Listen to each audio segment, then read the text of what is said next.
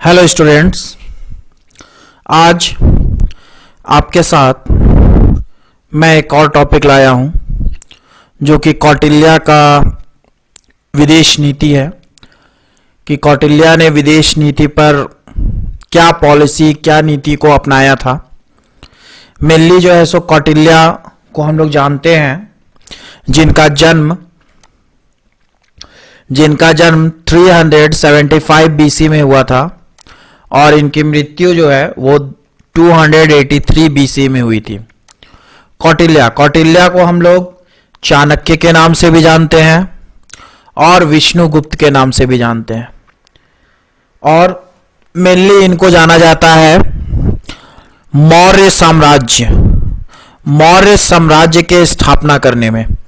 इन्होंने चंद्रगुप्त मौर्य को मौर्य साम्राज्य का किंग बनाया था अपनी नीति के आधार पर। तो कौटिल्य से रिलेटेड और भी मेरे वीडियोस जो है वो आपको चैनल्स में, चाहे मेरे चैनल में मिल जाएंगे, ठीक है। जो भी स्टूडेंट्स मेरे नोट्स लिखते हो वो नोट्स लिखा करो। नोट्स लिखने से बहुत सारी बातें जो है सो ऑटोमेटिकली क्लियर हो जाती हैं, और 2 से 3 बार वीडियोस देख लोगे। नोट्स बहुत इजी लैंग्वेज में बनाता हूं जिससे किसी भी स्टूडेंट को कोई भी दिक्कत नहीं होगी समझने में। और वीडियो अच्छा लगे तो सब्सक्राइब जरूर करना, लाइक जरूर करना, कमेंट जरूर करना और शेयर जरूर करना, ठीक है। आप सुपर थैंक्स भी मुझे दे सकते हो और मेरे चैनल को ज्वाइन भी कर सकते हो अगर आपको मेरा चैनल पसंद आया है तो। चलिए इंट्रोडक्शन पर आते हैं, भूमिका पर आते हैं कि कौटिल्य ने क्या विदेश नीति दिया है, और इसको समझने की हम लोग कोशिश करेंगे। जो स्टूडेंट लिखते हैं नोट्स को वो कृपया कॉपी किताब निकाल करके अपना लिखिएगा, मैं बोलते जाता हूं ताकि किसी को भी दिक्कत ना हो।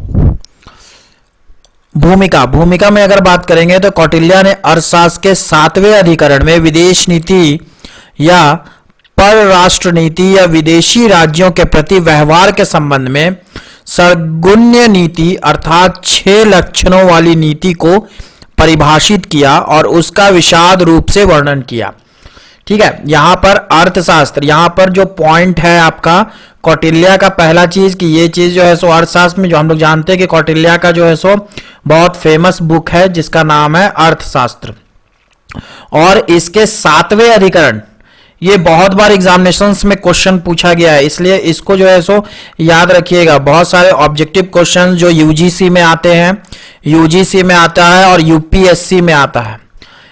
तो अर्थशास्त्र के 7वें अधिकरण में जो है वो विदेश नीति के बारे में कौटिल्य जो है सो अपनी राय देते हैं, और उसमें जो है सो उन्होंने क्या दिया, राय दिया है, वो 6 लक्षणों वाले विदेश नीति को परिभाषित करते हैं।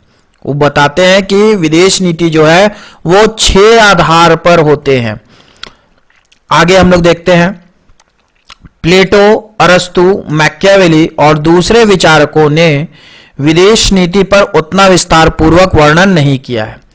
ऑब्वियस सी बात है, प्लेटो, अरस्तु जो है सो आपका एंशियंट थिंकर है, एंशियंट वेस्टर्न थिंकर हैं, और मेनली जो है सो ये लोग जो है सो राजतंत्रात्मक व्यवस्था से बहुत ज्यादा प्रभावित थे। तो इन्होंने ज्यादातर जो है सो राजतंत्रात्मक व्यवस्था के पर ही बात किया, ठीक है।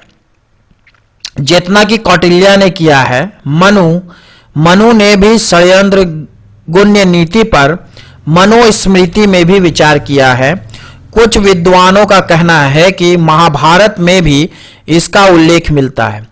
हमारे देश में अगर हम लोग एंशियंट स्टडी को देखें, महाभारत देखें या फिर आपका मनुस्मृति देखें, सारे चीजों में जो है सो आपका फॉरेन पॉलिसी जरूर रहता था। कुछ ना कुछ अंग जो है वो आपका विदेश नीति के बारे में बताया जाता था कि आपके बगल के राज्य के साथ आपका कैसा संबंध रहेगा, ठीक है।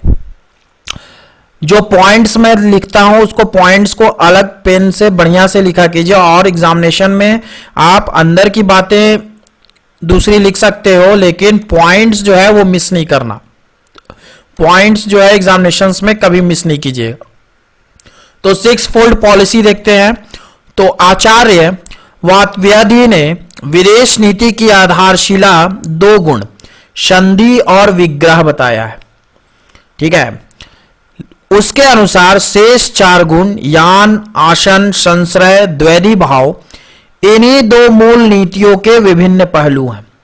ठीक है, मेन जो है सो आपका संधि और विग्रह बताया है, और बाकी जितने 4 हैं ये क्या बोलते हैं कि ये जो है सो इन्हीं 2 में से जो है सो इसका सब कॉन्टिनेंट हम लोग कर सकते हैं कि सब पॉइंट है। संधि या विग्रह का जो है सो सब पॉइंट है आपका यान, आसन, संश्रय और द्वैधी भाव। ये आपका आचार्य वात्व्याधि कहते हैं। लेकिन कौटिल्य जो है वो विदेश नीति की आधारशिला को 6 गुणों से युक्त बताया है।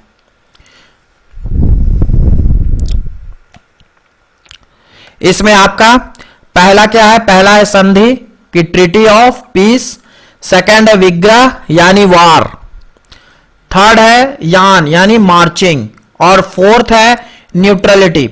और आचार्य वात्व्याधि क्या बोलते हैं कि संधि और विग्रह यही 2 है।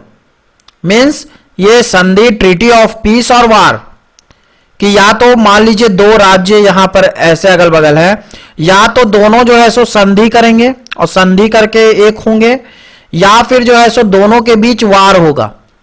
यही 2 पॉसिबिलिटी जो है वो रखते हैं। लेकिन आपके कौटिल्य जो है वो आपका 6 रखते हैं, 6 पॉसिबिलिटीज रखते हैं।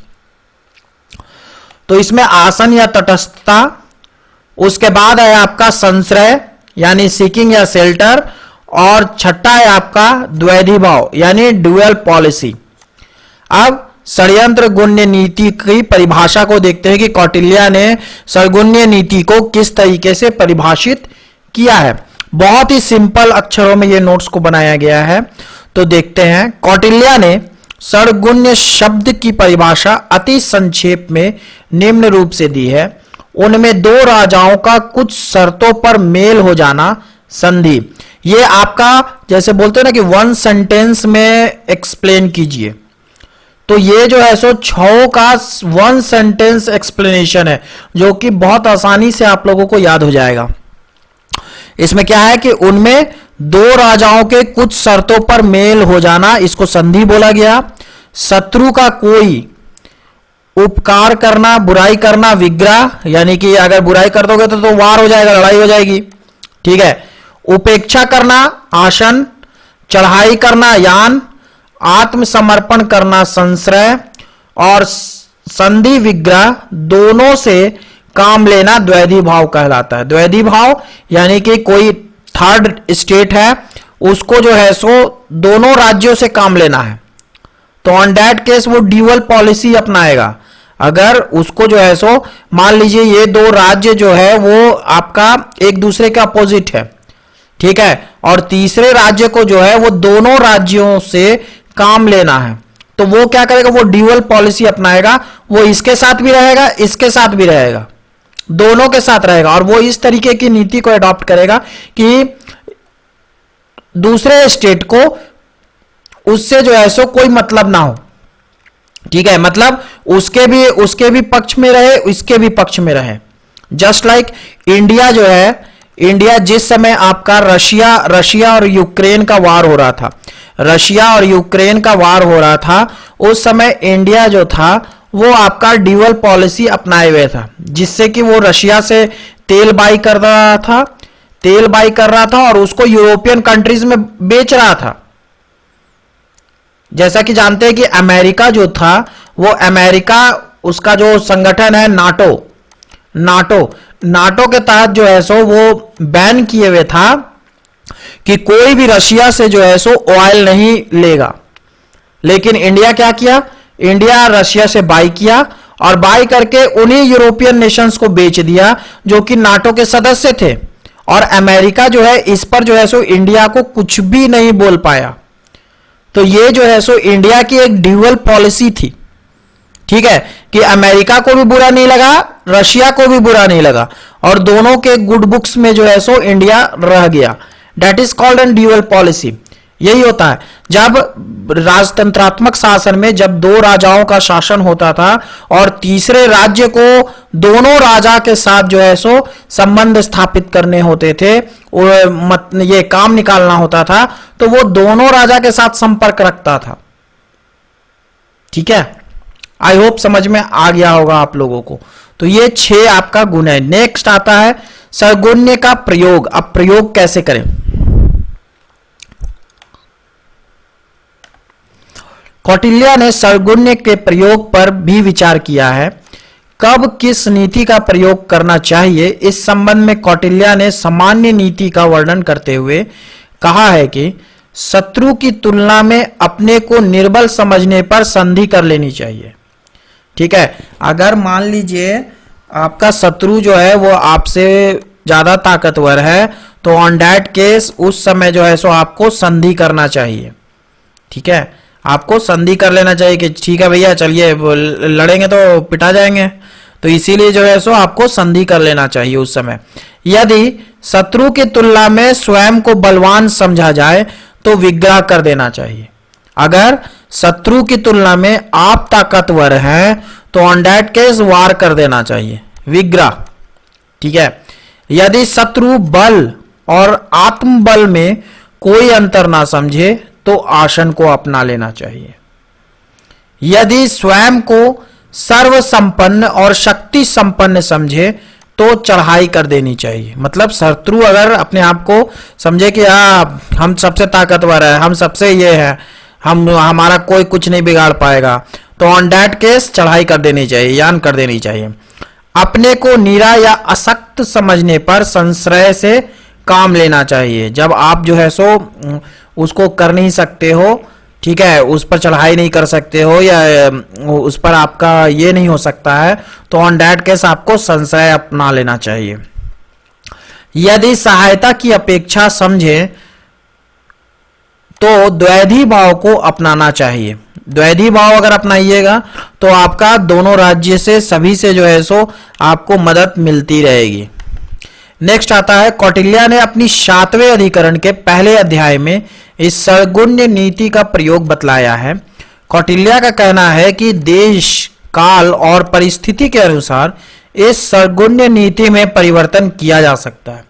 सभी नीतियों का मुख्य उद्देश्य शत्रु की तुलना में अपने को शक्तिशाली बनाकर राज्य का विस्तार करना है। कौटिल्य ने सर्वगुण्य नीति का विस्तार पूर्वक वर्णन किया है, जिसका उल्लेख निम्नलिखित रूप से किया जा सकता है। बहुत इजी लैंग्वेज में नोट्स है, कोई भी स्टूडेंट को समझने में किसी भी तरीके की कोई दिक्कत नहीं होगी। पहला हम लोग संधि को देखते हैं। तो संधि के अर्थ को पहले समझने की कोशिश करते हैं। तो संधि दो राजाओं के बीच हुए समझौते को कहते हैं। कौटिल्य के अनुसार किसी भी राजा के लिए संधि करने की नीति का उद्देश्य अपने शत्रु राज्य की शक्ति को नष्ट करना और स्वयं को बलशाली बनाना होता है। संधि क्यों करता है? ठीक है,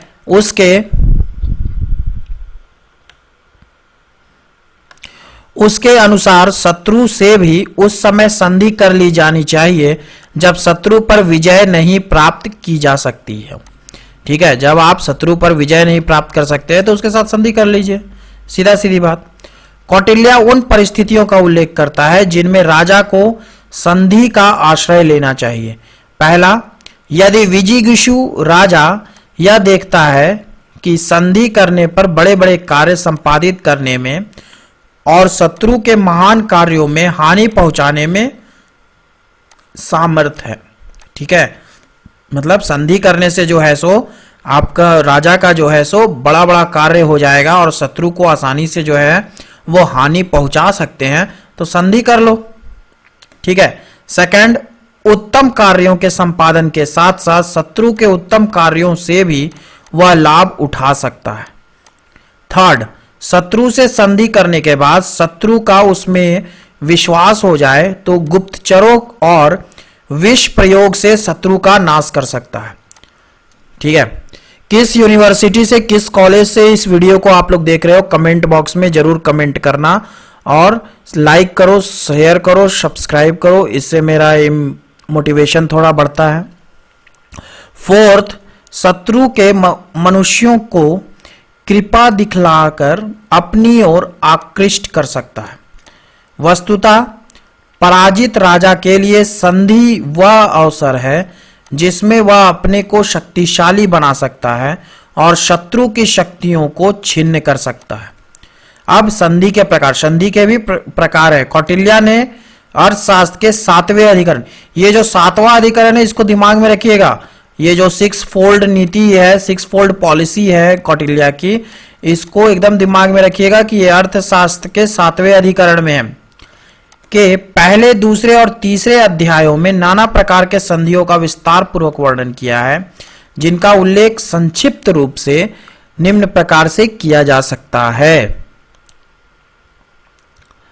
इसमें देखिए, यहां पर देखिए मैंने टेबल बनाया है, टेबल के माध्यम से आप लोगों को समझाने की कोशिश करता हूं। ये आपका हीन संधि, पहला हीन संधि के 3 पार्ट है। ठीक है, हीन संधि के 3 पार्ट हैं। एक आपका है दंडोपनत संधि, एक है केशोपनत संधि और एक है देशोपनत संधि। अब इसमें दंडोपनत संधि, ये दिमाग में रखिएगा।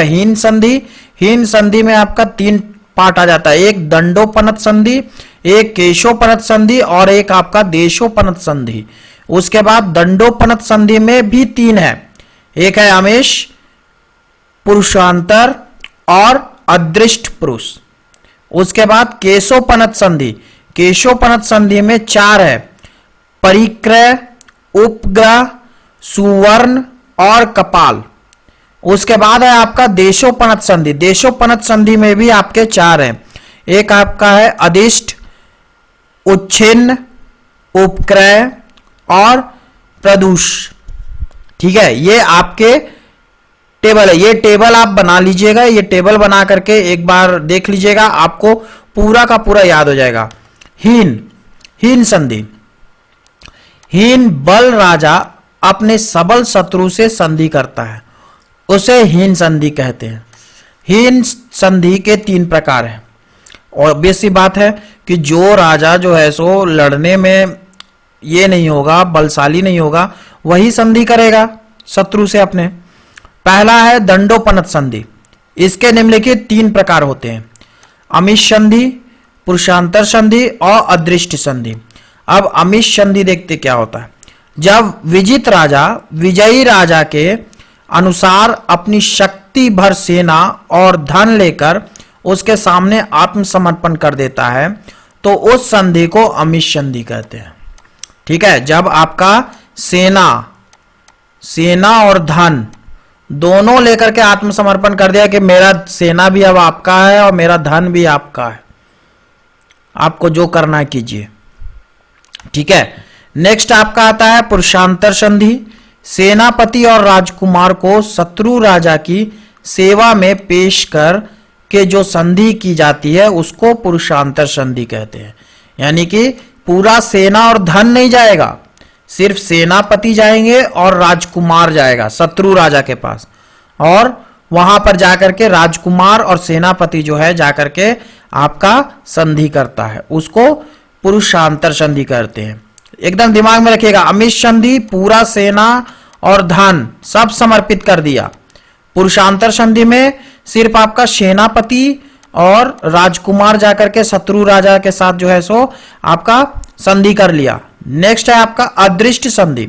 शत्रु के कार्य की सिद्धि के लिए जब मैं स्वयं अकेला ही जाऊंगा या मेरी सेना ही जाएगी, ऐसा कहकर संधि की जाती है, तब उसे अदृष्ट पुरुष संधि कहते हैं, क्योंकि इसमें मुख्य सैनिकों और राजा की रक्षा हो जाती है। ठीक है, कौटिल्य के अनुसार उपयुक्त तीनों संधियों का एक नाम दंडोपनत संधि है। ठीक है, ये तीनों संधि जो है, इन तीनों का एक ही नाम कौटिल्य ने किया है, जिसको कहा गया है दंडोपनत। दंडोपनत मतलब दंड देना, कि आप जो है सो संधि कर रहे हो तो आपको जो है सो दूसरे राज्य के द्वारा जो है सो दंडित किया जा रहा है। नेक्स्ट आता है आपका केशोपनत संधि। इसके निम्नलिखित 4 प्रकार होते हैं केशोपनत संधि। पहला है परिक्रय, जिस संधि में बलवान शत्रु द्वारा युद्ध में गिरफ्तार किए गए आमत्य आदि प्रकृत जनों को धन देकर छुड़ाया जाए उसे परिक्रय संधि कहते हैं। आमत्य मतलब आज के समय में अगर समझेंगे तो आमत्य मतलब होता है मिनिस्टर्स। बहुत बार होता है ना कि शत्रु जो है सो आपका उस राज्य के मिनिस्टर्स मंत्रियों को जो है सो अपने गिरफ्त में ले लेता है, तो वहां पर जो है सो धन देकर दूसरे राज्य के जो रहते हैं उनको धन देकर के इसको जो है सो नेता ये मंत्री लोग को जो है सो आपका छुड़वाया जाता है। उसको क्या बोलते हैं? परिक्रय संधि। परिक्रय संधि कि आप जो है सो क्रय कर रहे हो। ठीक है। नेक्स्ट आता है उपग्रह। यदि संधि जब सुविधा अनुसार किस्तवार धन अदा करने की शर्त पर की जाए तो उपग्रह संधि कहलाता है। मीन्स जो आपका किस्त, जैसे लोन वाला सिस्टम होता है ना, लोन की किस्त भरते रहो, तो जब किस्त के आधार पर जो है आपका शर्त हो तो उसको जो है सो उपग्रह संधि कहते हैं। नेक्स्ट थर्ड आता है सुवर्ण संधि। सुविधा अनुसार नियत समय पे नियमित धनराशि दे देने के कारण इसे सुवर्ण संधि कहते हैं। फोर्थ है कपाल संधि। जिस संधि में संपूर्ण धनराशि तत्काल ही अदा कर देने की शर्त होती है उसे कपाल संधि कहते हैं। मतलब वो राजा बोलता है कि आपको जो है सो पूरा का पूरा धनराशि जो है वो अभी इसी वक्त जो है अदा करना पड़ेगा, तभी जो है सो हम कुछ सोचेंगे। तो ऑन दैट केस इस संधि को जो बोला जाता है वो कपाल संधि बोला जाता है। आगे कौटिल्य के अनुसार इन चारों संधियों का एक नाम केशोपनत संधि कहते हैं। नेक्स्ट आता है आपका देशोपनत संधि। देशोपनत संधि को भी हम लोग टेबल के माध्यम से देखने की कोशिश किए, तो आपका इसको भी जो है सो 4 प्रकार में बांटा गया। पहला है अधिष्ट संधि। राष्ट्र और प्रकृति की रक्षा के लिए भूमि का कुछ भाग देकर जो संधि किया जा सकता है उसे अधिष्ट संधि कहते हैं। यानी कि राष्ट्र अपने राज्य की रक्षा करने के लिए कुछ भूमि देना पड़ गया। ठीक है। जस्ट लाइक अभी अगर देखेंगे तो आपका इंडिया और चाइना के बीच में बफर स्टेट बना हुआ है नेपाल जो है बफर स्टेट बना हुआ है, और ये जो है सो अपनी रक्षा के लिए ये कंट्रोवर्शियल हो सकता है, लेकिन चाइना जो है वो कुछ नेपाल के भी हिस्से को जो है सो अपने अधीन कर लिए हैं। ठीक है। तो लेकिन आपका चाइना जो है वो नेपाल की बहुत मदद करता है। हम लोग जानते हैं कि नेपाल में जो है वो 2 तरीके की गवर्नमेंट है। एक गवर्नमेंट जो है वो इंडिया को सपोर्ट करती है और एक गवर्नमेंट जो है वो चाइना को सपोर्ट करती है। तो जब उस गवर्नमेंट की सरकार होती है नेपाल में तो इंडिया को सपोर्ट करती है, और जब वो होती है तो वो चाइना की तरफ जो है सो रुझान उसका ज्यादा होता है। लेकिन चाइना जो है वो साम्राज्यवादी नीति पर चलता है, और वो जो है सो आपका नेपाल का भी कुछ हिस्सा जो है वो क्लेम करता है कि वो भी जो है सो मेरा ही राज्य का है। नेक्स्ट आता है आपका उच्छिन्न संधि। राजधानी और दुर्गों को छोड़कर सरहीन भूमि शत्रु को देकर जो संधि की जाती है उसे उच्छिन्न संधि कहते हैं। मीन्स राजधानी, जो राज्य की राजधानी है उसको छोड़ दिया, और दुर्ग मतलब आपका किला। दुर्ग जो है सो किला को बोला जाता है। जैसे कि हम लोगों ने कौटिल्य में पढ़ा है कि बहुत सारे तरीके के दुर्ग होते थे। जल दुर्ग होते थे, ठीक है, जहां नदी में जो है सो किला बनाया जाता था जिससे शत्रु पर नजर रखी जाती थी। ठीक है। तो दुर्ग और राजधानी को छोड़ करके बाकी सारा भूमि जो है वो शत्रु को देकर के जो संधि होती है उसको उच्छिन्न संधि कहते हैं। 3 से 4 बार इस वीडियो को देखिएगा, ऑटोमेटिकली पूरा का पूरा नोट्स जो है वो दिमाग में आ जाएगा। पॉइंट्स याद कर लीजिएगा, पॉइंट्स याद कर लीजिएगा तो ऑटोमेटिकली जो है सो दिमाग में आ जाएगा। इसीलिए मैं 1 लाइनर बनाया हूं इसमें। नेक्स्ट है आपका उपक्रय संधि। जिस संधि में भूमि की पैदावार को देकर भूमि को छोड़ा लिया जाए उसका नाम उपक्रय संधि है। ठीक है। इट मीन्स कि मान लीजिए ये राज्य है, इस राज्य में जो है वो आपका इतना में धान लगा हुआ है या कुछ भी प्रोडक्ट लगा हुआ है, तो इसका जो भी प्रोडक्शन हुआ इस प्रोडक्शन को जो है वो आपका दूसरे राज्य को दे दिया गया कि ये जो है सो हम पूरा का पूरा प्रोडक्शन आपको देते हैं, लेकिन ये जो भूमि का हिस्सा है ये आप छोड़ दीजिए। ठीक है, तो इसको क्या बोला? उपक्रय संधि। नेक्स्ट है आपका प्रदूषण संधि। जिस संधि में पैदावार के अलावा कुछ और भी देना पड़े उसको प्रदूषण संधि कहते हैं। नेक्स्ट आपका भूमि देने के कारण इन चारों संधि को भूम्योपनत या देशोपनत संधि कहते हैं। ठीक है, क्योंकि चारों में जो है लगभग लगभग आपका भूमि जो है सो भूमि से ये कनेक्टेड है। नेक्स्ट आता है आपका परिपणित संधि। परिपणित संधि इसका आधार देश, काल और कार्य से माना जाता है। इसके 3 प्रकार हैं: परिपणित देश संधि, परिपणित काल संधि और परिपणित कार्य संधि। देश, काल एंड कार्य संधि का दूसरा प्रकार अदर काइंड्स ऑफ ट्रीटी देख लेते हैं। तो कौटिल्य ने अपने अर्थशास्त्र में संधि के कुछ प्रकार पर भी विचार किया है, जिसमें आपका मित्र संधि, हिरण्य संधि, सम संधि, विषम संधि, अति संधि, अन्वस्ति संधि, कर्म संधि, भूमि संधि, ये सारे जो है सो संधि के प्रकार हैं जो कि कौटिल्य ने अपने अर्थशास्त्र में बताया है। इस प्रकार कौटिल्य ने संधि के अनेक प्रकारों का विशद विवेचन किया है, जो आज तक विश्व का कोई विचारक इतने प्रकार की संधि की विवेचना नहीं किया है। इस संदर्भ में कौटिल्य की देन महान है।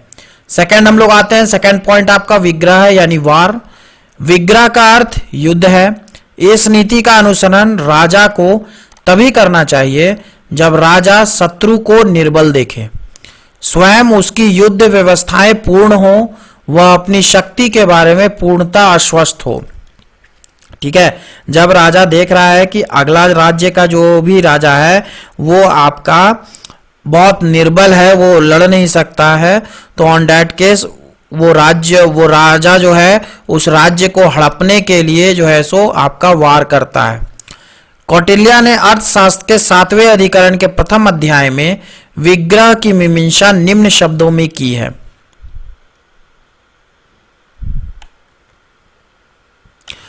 विजिगीषु राजा यदि समझे कि कृषक अधिक है, मेरे देश में पहाड़, जंगल, नदी और किले बहुत हैं, आने जाने के लिए भी एक ही मार्ग है, शत्रु के किसी भी आक्रमण का प्रतिकार मेरा देश हर तरह से करने में समर्थ है, या राज्य की सीमा पर अति दुर्भेद्य दुर्ग का आश्रय लेकर शत्रु के कार्यों का विनाशकाल अब समीप आ पहुंचा है, अथवा विग्रह करते हुए शत्रु के जनपद को मैं किसी दूसरे रास्ते से पार कर लूंगा, यदि ऐसा समझे तो विग्रह कर दे। ऐसी अवस्थाओं में विग्रह करके ही वह अपनी उन्नति करे। इट मीन्स अगर वो राजा जो है वो अपने राज्य से पूरा आश्वस्त है कि हम जो है सो आपका किसी भी स्थिति में उस शत्रु को हरा देंगे और हरा करके हम अपने राज्य में सकुशल जो है वापस आ जाएंगे और उसके राज्य को भी हड़प लेंगे, तो ऑन दैट केस जो है सो आपका विग्रह करना चाहिए।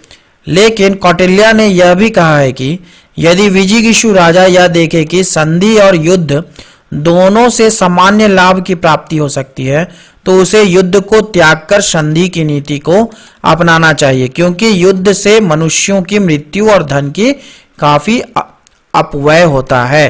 ठीक है, अगर राजा जो है सो ये देख रहा है कि अगर मान लीजिए वो संधि करता है या फिर वो युद्ध करता है, दोनों में उसको सेम प्रॉफिट है, तो ऑन दैट केस वो विग्रह नहीं करेगा, वो युद्ध नहीं करेगा, वो सीधे जो है सो संधि करेगा, क्योंकि अगर युद्ध करेगा तो युद्ध में तो नुकसान होगा ही। ठीक है, किस कॉलेज किस यूनिवर्सिटी से इस वीडियो को देख रहे हो उसको जरूर कमेंट बॉक्स में लिखना। नेक्स्ट आता है विजिगीषु के 3 शक्तियां, 3 powers of the victorious king. विजिगीषु यानी कि जो राजा जीतेगा। कौटिल्य के अनुसार शत्रु के विरुद्ध युद्ध करने में राजा के पास 3 शक्तियां होनी चाहिए। पहला उत्साह शक्ति, प्रभाव शक्ति और मंत्र शक्ति। उत्साह शक्ति का अर्थ सफल युद्ध के लिए आवश्यक नैतिक बल, प्रभाव शक्ति का अर्थ शस्त्र सामग्री और मंत्र शक्ति का मंत्रण तथा कूटनीति शक्ति से है। तीनों शक्तियों में कौटिल्य ने उत्साह शक्ति को प्रधानता दी है। युद्ध में विजय प्राप्त करने के लिए राजा के पास तीनों शक्तियों का होना आवश्यक है। जैसे कि हम लोग पुराने समय में भी हम लोग बहुत सारे माइथोलॉजिकल स्टोरीज को हम लोगों ने देखा कि युद्ध में जाने से पहले जो है सो लोग जो है सो पूजा करते थे, उसमें जो है सो मंत्र का जाप करते थे, मंत्र शक्ति को अपने अधीन करते थे। फिर जो है सो शस्त्र की पूजा की जाती थी, शस्त्र की पूजा की जाती थी, उसके बाद शस्त्र को उठाया जाता था और उसके बाद जो है सो वो अपने सेना के पास जा करके एक स्लोगन देते थे। ठीक है, एक स्लोगन देते थे कि मारेंगे, ऐसे करेंगे। उससे जो है सो सैनिक का मनोबल जो है सो नैतिक रूप से बढ़ता था। वो और सैनिक में जो है सो हमेशा से जो है सो कोई ना कोई स्लोगन या थीम जो है सो हमेशा से चलता है। पुराने समय में भी था और आज के समय में भी हम लोग देखते हैं कि जितना भी रेजिमेंट होता है, ये सब होता है, उस सब का स्लोगन जो है वो अलग अलग होता है, जो कि आपका युद्ध के समय जो है सो वो लोग चिल्लाते हैं और जिससे जो है सो उत्साह सैनिकों में बढ़ता है। ठीक है, युद्ध के प्रकार, काइंड्स ऑफ वॉर। कौटिल्य ने 7वें अधिकरण के 6ठे अध्याय में युद्ध के 3 प्रकार पर विचार किया है। पहला आपका प्रकाश युद्ध, एक है आपका कूट युद्ध और एक है आपका तुष्णी युद्ध।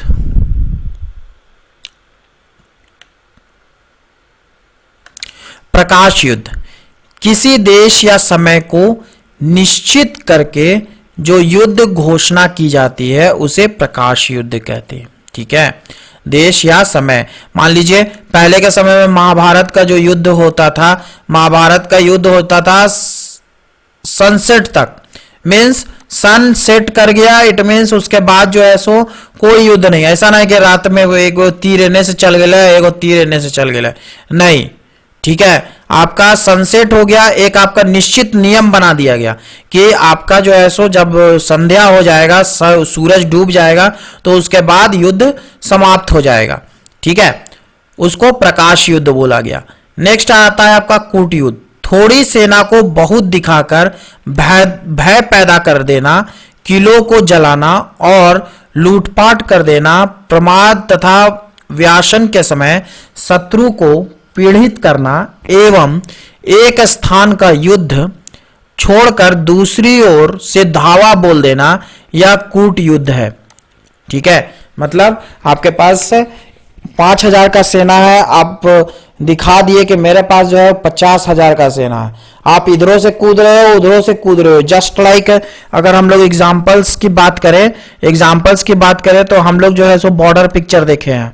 ठीक है, बॉर्डर पिक्चर देखे हैं, उसमें देखे हैं कि वहां पर जो है सो लैंडमाइंस जो है सो बिछा दिया गया था, लैंडमाइंस पूरे में बिछा दिया गया था और उसके बाद जो है सो उन लोगों को जो इन्फॉर्मेशन मिली थी कि यहाँ पर जो है सो इतने सैनिक है, लेकिन जब वो लोग वहां पर पहुंचे और जब फायरिंग होने लगी और लैंडमाइन से उनके ये उड़ने लगे टैंकर, तो उन्होंने कहा कि हमने तो ये इन्फॉर्मेशन मिला था, यहाँ तो इतने लोग हैं। तो ये जो है सो भय पैदा किया गया इस तरीके की स्थिति को बना करके।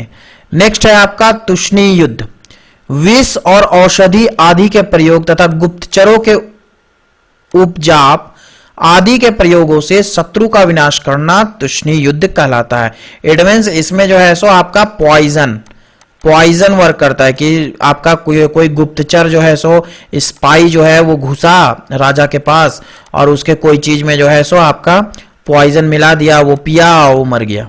पहले के समय में जो है सो इस तरीके की स्थिति बहुत होती थी राजतंत्रात्मक शासन में। कौटिल्य का विचार है कि यदि विजिगीषु शत्रु की तुलना में अधिक शक्तिशाली है तो भू प्रदेश और समय उसके पक्ष में हो तो उसे प्रकाश युद्ध करना चाहिए। ठीक है, मेनली जो है सो विजिगीषु के लिए ये कहा गया है, विक्टोरियस किंग के लिए ये कहा गया है कि उसे मेनली जो है सो प्रकाश युद्ध करना चाहिए, जिसमें एक निश्चित जो है सो नियम कानून बनाए गए हों। ठीक है, नैतिक आधार पर प्रकाश युद्ध ही आपका किसी भी राजा के लिए, कोई भी नैतिक राजा अगर है, बढ़िया राजा है, तो उसके लिए प्रकाश युद्ध ही बेस्ट है। विपरीत समय में उसे कूट युद्ध करना चाहिए। कौटिल्य कूट युद्ध का समर्थन करता है। कौटिल्य ने युद्ध की परिस्थितियों, युद्ध में प्रबंध, युद्ध में वर्जित व्यक्ति तथा युद्ध में पर्याप्त लाभ पर भी विस्तार पूर्वक वर्णन किया है। नेक्स्ट आपका आता है विजिगीषु के प्रकार, kinds of the victorious king. किस कॉलेज किस यूनिवर्सिटी से देख रहे हो, सब्सक्राइब जरूर करो, शेयर जरूर करो वीडियो को। नेक्स्ट, कौटिल्य ने अर्थशास्त्र के 12 अधिकरण के प्रथम अध्याय में विजिगीषु राजा के 3 प्रकार पर विचार किया है। पहला है आपका धर्म विजयी, दूसरा है लोभ विजयी और तीसरा है असुर विजयी। धर्म विजयी देखते हैं। धर्म विजयी गौरव और प्रतिष्ठा के लिए विजय प्राप्त करना चाहता है, शत्रु के आत्मसमर्पण से वह संतुष्ट हो जाता है। ठीक है, मान लीजिए ये राज्य है, बगल का ये राज्य है, राजा खोज रहा है कि इसको जो है सो किसी भी तरीके से आत्मसमर्पण कराना है, ये बहुत जो है सो हल्ला मचाता है ये बगल का राज्य, तो वो जो है सो अपने गौरव के लिए, अपनी प्रतिष्ठा के लिए जो है सो उस पर जो है सो विजय प्राप्त करता है, और उसको जो है सो जब आत्मसमर्पण कर देता है राजा, तो उससे जो है सो वो संतुष्ट हो जाता है कि अरे भैया आप तो ये मेरे अंडर हो गया है। नेक्स्ट आता है आपका लोभ विजयी। लोभ विजयी राजा भूमि और धन देने से संतुष्ट हो जाता है, इसलिए दुर्बल राजा धनादि देकर उसको संतुष्ट करे। ठीक है, यहां पर जो है सो आपका भूमि और धन, लोभ से आपको समझ में आ रहा है कि वो राजा जो है सो उस राज्य पर हमला कर रहा है उसके धन को लेने के लिए और उसके भूमि को लेने के लिए। नेक्स्ट आता है आपका असुर विजयी। असुर विजयी राजा को भूमि, द्रव्य, स्त्री, पुत्र और प्रणोतक ले लेने के बाद संतुष्ट होता है। कौटिल्य ने धर्म विजयी राजा को श्रेष्ठ माना है। ठीक है, इसमें जो है सो आपका असुर विजयी में जो है सो सब कुछ ले लेगा, वहां की स्त्री, वहां का पुत्र, वहां का द्रव्य, वहां का भूमि, वहां का धन, वहां का सब कुछ जो है सो उसको चाहिए। नेक्स्ट, थर्ड बात करें तो मार्चिंग यानी यान। यान का वास्तविक अर्थ है आक्रमण। उस नीति को तभी अपनाया जाना चाहिए जबकि राजा अपनी स्थिति को मजबूत देखे और उसे ऐसा प्रतीत हो कि आक्रमण के मार्ग को अपनाए बिना शत्रु को वश में करना संभव नहीं है। विग्रह और यान में मात्र स्तर का ही भेद है। यान विग्रह से कुछ आगे है, जैसा कि कौटिल्य ने अर्थशास्त्र के 7वें अधिकरण के प्रथम अध्याय में लिखा है कि यदि समझे कि शत्रु के कर्मों का नाश यान से हो सकेगा और मैंने अपने कर्मों की रक्षा का पूरा प्रबंध कर दिया है, तो यान का आश्रय लेकर अपनी उन्नति करें। ये जो मैंने कोटेशंस यहाँ लिखा है इसको एग्जामिनेशंस में कोट करने का प्रयास कीजिएगा, इससे जो है सो आपका आंसर राइटिंग थोड़ा सा इंप्रूव होगा। यान किसी परिस्थिति में किया जाए उसका स्पष्ट वर्णन कौटिल्य ने निम्नलिखित शब्दों में किया है। जब देखे कि शत्रु व्यासनों में फंसा है, उसका प्रकृति मंडल भी व्यासनों में उलझा है, अपनी सेनाओं से पीड़ित उसकी प्रजा उससे विरक्त हो गई, राजा स्वयं उत्साहहीन है, शत्रु अग्नि, जल, व्याधि, संक्रामक रोग के कारण वह अपने कर्मचारी और कोष की रक्षा न कर सकने के कारण छिन्न हो चुका है, तो ऐसी दशाओं में विग्रह करके चढ़ाई कर दे। मीन्स राजा जो है सो वो आपका बीमार है, और बीमार है, पीड़ित है, उसकी सेना भी जो है सो कुछ ना कुछ चीज में लगी हुई है, और पब्लिक भी जो है इस राजा से कोई उम्मीद नहीं रखता है कि ये राजा जो है सो पब्लिक के लिए कुछ करेगा। तो ऑन दैट केस बगल का जो राज्य है उसको जो है सो चढ़ाई कर देनी चाहिए उस पर। ठीक है, फोर्थ आपका आता है आसन यानी तटस्थता, न्यूट्रलिटी। न्यूट्रलिटी का मतलब क्या है कि मान लीजिए दो गो दुश्मन है, तीसरा आदमी जो है वो न्यूट्रल बना रहेगा, दोनों के बीच में न्यूट्रल बना रहेगा, क्योंकि उसको दोनों से काम निकालना है, तो वो जो है सो न्यूट्रलिटी अपनाएगा। किसी समय की प्रतीक्षा में चुपचाप बैठे रहना आसन अर्थात तटस्थता कहलाता है। जैसा कि भारत जो है जब भी जो है सो रशिया के अगेंस्ट में बोलना रहता है तो वो जो है सो चुप्पी धर लेता है कि हम जो है सो कुछ ना ही बोलेंगे। ठीक है, तो उस समय बोल देता है I am a neutral country. ठीक है, I am a neutral country. राजा आसन की नीति तभी अपनाता है जब वह यह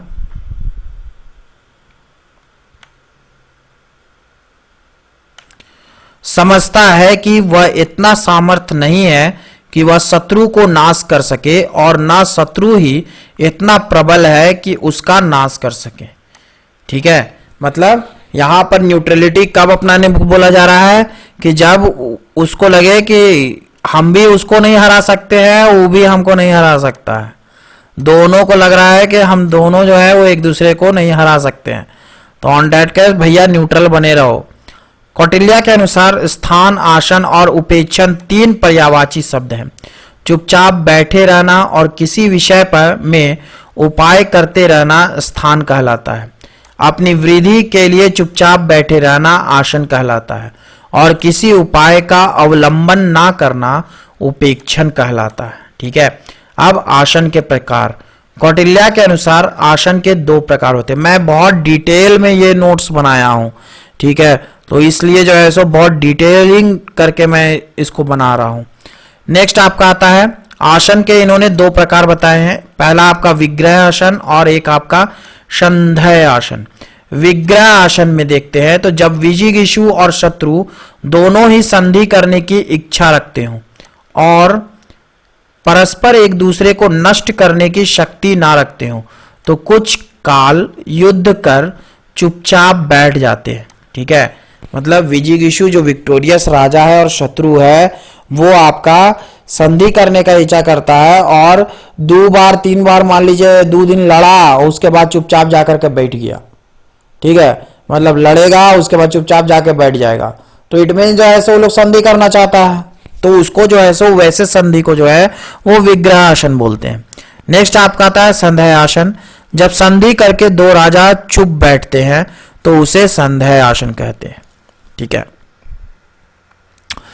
समझने में कोई दिक्कत नहीं होगा, बहुत इजी लैंग्वेज में नोट्स है, तो इसलिए 2 से 3 बार पढ़ने की कोशिश कीजिए, सब कुछ समझ में आ जाएगा। पॉइंट्स को कॉपी में जरूर लिखिएगा, कॉपी में लिखिएगा तभी जो है सो ये पूरे टॉपिक पर अच्छे से पढ़ पाइएगा, अच्छे से आपके दिमाग में जा पाएगा। अगर आप टॉपिक्स को, पॉइंट्स को कॉपी में नहीं लिखिएगा तो नहीं हो पाएगा। नेक्स्ट आपका आता है संश्रय यानी शेल्टर। संश्रय का अर्थ है शक्तिशाली राजा का शरण लेना। ऑब्वियस सी बात है, छोटे राज्य जो है वो आपका बड़े राज्य के अधीन ही काम करते थे पहले के समय में, राजतंत्रात्मक शासन में। यदि राजा शत्रु को हानि पहुंचाने की क्षमता नहीं रखता, साथ ही यदि वह अपनी रक्षा करने में भी असमर्थ हो, तो उसे शक्तिशाली राजा की शरण लेनी चाहिए। लेकिन यह ध्यान रखना चाहिए कि जिस राजा का शरण लिया जा रहा है वह शत्रु से अधिक शक्तिशाली हो। लेकिन कौटिल्य का मत है कि यदि ऐसा शक्तिशाली राजा कोई ना मिले तो अपने शत्रु राजा का ही संश्रय लेनी चाहिए। कौटिल्य ने इस प्रकार का विचार अपने ग्रंथ अर्थशास्त्र में 7वें अधिकरण के 2 अध्याय में व्यक्त किया है। मीन्स जो पावरफुल है, अगर मान लीजिए आपका क्या कहते हैं, आपके राज्य को हड़पने के लिए ये दुश्मन राज्य जो है वो लगा हुआ है और ये बहुत पावरफुल है, तो आपका अगर इधर साइड अगर जो है सो कोई पावरफुल राज्य है जो इस दुश्मन के साथ न्यूट्रल हो सकता है, ये दुश्मन जो है वो इस राज्य के साथ न्यूट्रल हो सकता है, तो आप इसके साथ कोलैबोरेट कर लीजिए, संधि कर लीजिए। और अगर जो है सो आपके इधर साइड में कोई राज्य नहीं है जो इस दुश्मन राज्य से शक्तिशाली हो, या ये दुश्मन राज्य समझे कि इसके साथ मिल जाना आपके लिए हानिकारक होगा, तो ऑन दैट केस आपको जो है सो अपने दुश्मन राज्य के साथ ही जो है वो आपका कोलैबोरेट कर लेना चाहिए। ठीक है, ये कौटिल्य का मत है। नेक्स्ट आपका आता है 6, जिसको द्वैधी भाव कहते हैं, ड्यूअल पॉलिसी। द्वैधी भाव का अर्थ एक राजा से संधि और दूसरे से युद्ध करना है। यदि विजिगीषु राजा एक राज्य से संधि कर अपना काम निकाल सकता है और दूसरे से विग्रह कर उसे नाश कर सकता है, तो वह द्वैधी भाव नीति का अनुसरण करता है। ठीक है, इसमें जो है सो 2 राज्य से आप न्यूट्रल बन करके भी काम निकाल सकते हैं, नहीं तो बहुत बार होता है कि आपका एक राज्य से जो है सो काम निकालने के लिए दूसरे राज्य पर वो जो धावा बोल रहा है। इस नीति का उद्देश्य एक राज्य से सेना सहायता लेकर शत्रु राज्य को हराना है।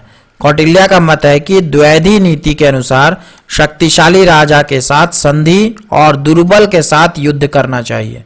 यदि संश्रय और द्वैधी भाव दोनों से सामान्य लाभ की आशा हो तो द्वैधी भाव का अनुसरण करना श्रेयस्कर है, क्योंकि इससे राजा अपने काम में रत रहता है और अपनी भलाई चाहता है। उपयुक्त तथ्यों से यह स्पष्ट है कि कौटिल्य ने अर्थशास्त्र में षड्गुण्य नीति का विशद वर्णन किया है। उसका विचार है कि समय और विशेष परिस्थिति के अनुसार जो नीति उपयुक्त है वह अपनाई जानी चाहिए।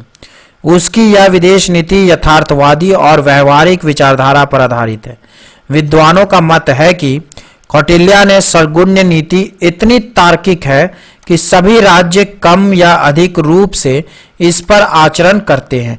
आज भी हम लोग जो है सो देखते हैं कि कौटिल्य की बहुत सारी ऐसी नीति है, पॉलिसीज हैं जो आज भी जो है सो विदेश नीति में या फिर इंटरनेशनल पॉलिटिक्स में जो है वो आज भी उपयोगी है। ठीक है। उपाय, अब इसके उपाय क्या है? तो उपाय आपके साम दाम दंड भेद। उपयुक्त वर्णित 6 नीतियों के अतिरिक्त कौटिल्य ने साम दाम दंड भेद जैसे 4 उपायों का विधान किया है, जो किसी राज्य की वैदेशिक नीति के सफल संचालन के लिए अति आवश्यक है। कौटिल्य ने अर्थशास्त्र के 7वें अधिकरण के 16वें अध्याय में लिखा है कि दुर्बल राजा को शांति या समझा बुझाकर या धन देकर अपने वश में करना चाहिए तथा बलवान राजा को भेद और दंड के द्वारा अपने वश में करना चाहिए। भेद का अर्थ फूट डालना है। कौटिल्य का कथन है कि सबल शत्रु राजा जिसके विरुद्ध युद्ध में विजय नहीं प्राप्त की जा सकती हो, उसके प्रति भेद की नीति को अपनाई जानी चाहिए। इट मीन्स जो है सो आपका फूट डाल देना चाहिए उस राज्य में। इसमें राजदूत और गुप्तचरों के द्वारा भेद उत्पन्न किया जा सकता है। बहुत सारे आजकल जो है सो अगर हम लोग मॉडर्न वर्ल्ड में देखें तो मॉडर्न वर्ल्ड में आपका एक कंसेप्ट है स्पाई का। स्पाई का कंसेप्ट है, ये बहुत पुराना कंसेप्ट है, राजा महाराजाओं के समय से चलता आ रहा है। अब जो है सो कुछ प्रोफेशनल स्पाइज जो है हो गए हैं, जो देश की सेना में भी, दूसरे देश की सेना में भी आ जाते हैं, ब्यूरोक्रेसी में भी आ जाते हैं, और वहां पर जो है सो अंदर ही अंदर जो है वो इंफॉर्मेशन जो है वो अपने देश को भेजते रहते हैं। नेक्स्ट आपका आता है दंड का अर्थ। दंड का अर्थ युद्ध है। कौटिल्य का मत है कि दंड के उपाय का अनुसरण तभी किया जाना चाहिए जबकि अन्य 3 उपाय सार्थक सिद्ध ना हो। दंड का प्रयोग अंत में इसलिए करना चाहिए कि इसमें स्वयं राजा को क्षति उठानी पड़ती है। वो ऑब्वियस सी बात है, युद्ध करेगा तो युद्ध में जो है सो जीते कोई भी, लेकिन नुकसान जो है वो दोनों का होता है। कौटिल्य ने चारों उपायों की श्रेष्ठता पर कहा है कि साम दाम से, दाम भेद से और भेद दंड से श्रेष्ठकर होता है। किसी विशेष परिस्थिति में किसी एक उपाय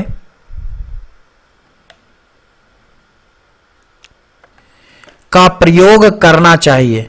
इस प्रकार कौटिल्य ने साम दाम भेद और दंड उपायों पर विचार किया है, जो विदेश नीति में एक विशिष्ट स्थान रखता है। ऐसे अगर हम लोग जो है सो लोकल लैंग्वेज या फिर आम बोलचाल लैंग्वेज में बोलते हैं तो साम दाम दंड भेद बोलते हैं, लेकिन कौटिल्य के अनुसार जो है वो उन्होंने रखा है साम दाम भेद और दंड। इट मीन्स पहले साम का प्रयोग कीजिए, फिर दाम का प्रयोग कीजिए, फिर भेद का प्रयोग कीजिए, और जब ये तीनों जो है वो निष्फल हो जाएं तब दंड का प्रयोग कीजिए, क्योंकि दंड में जो है वो आपको भी नुकसान होगा। ठीक है। नेक्स्ट आपका कॉन्क्लूजन्स पर बात करते हैं। तो उपयुक्त षड्गुण्य नीति से स्पष्ट है कि इसके अंतर्गत 6 तत्व होते हैं, अर्थात 6 प्रकार की नीतियां होती हैं, जैसे संधि, विग्रह, यान, आसन, संश्रय और द्वैधिभाव। अभी तक याद ही हो गया होगा 6 पॉलिसी। इन 6 नीतियों का कौटिल्य ने बड़े ही विस्तार से वर्णन किया है। इसके साथ ही साथ उसने अपने विदेश नीति में 4 उपायों जैसे साम दाम भेद और दंड का भी वर्णन किया है, जो आज तक विश्व का कोई भी विचारक कौटिल्य जैसी विदेश नीति का वर्णन नहीं किया है। अतः राजनीतिक विज्ञान के इतिहास में कौटिल्य विदेश नीति के वर्णन के संदर्भ में अद्वितीय है। निष्कर्ष में यह कहा गया है कि कौटिल्य की षड्गुण्य नीति उसके विवेक, वास्तविकता और दूरदर्शिता का परिचायक है। ठीक है, परिचायक है, जिसके लिए संपूर्ण मानव समाज कौटिल्य का ऋणी रहेगा। आई होप आपको वीडियो से कुछ बेनिफिट मिला हो तो मेरा नाम याद रखिएगा, राजदेव गुप्ता। आप लोग कमेंट बॉक्स में बताइएगा जरूर कैसा लगा, क्या लगा, और किसी भी टॉपिक पे नोट्स चाहिए तो आप कमेंट बॉक्स में लिख सकते हो कि आपको किस टॉपिक में नोट्स चाहिए। मैं कोशिश करूंगा कि बना करके आपके तक पहुंचाने का प्रयास करूंगा। Thank you for watching my videos. Thank you very